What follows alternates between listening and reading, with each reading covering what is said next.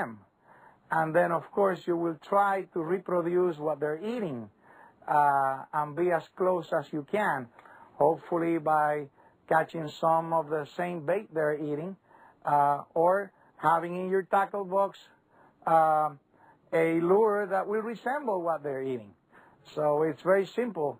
Fishing is nothing but reproducing their moment of feeding as naturally as you can, and they will just naturally feed on your bait.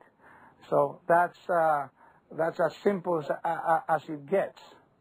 As for comfort, if you're a bass living in a 2-acre farm pond, then you simply have to deal with the environment you're stuck in. In the wintertime, it gets darn cold, and in the summer, the water can get quite hot. And if you're lucky, there's a spring or a creek that offers some relatively stable temperatures to keep you comfortable. Otherwise, you just have to suffer through it and hope for the best.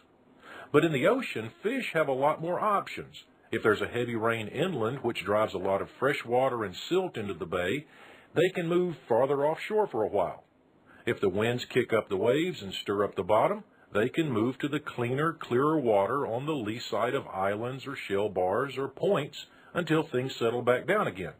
Now, those are all great places to look for fish when they're not biting where you're at.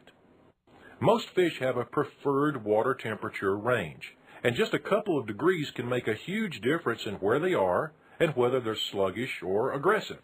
Take the annual kingfish migration on both the East Coast and the Gulf Coast, for instance. These fish spend the winter near the Florida Keys and the Upper Caribbean, and then as the water warms up, they begin their pilgrimage northward, following both the pods of bait fish and the warming waters. Now, there are two key factors involved here: food and comfort. Now, as for safety, well, 2 out of 3 ain't bad.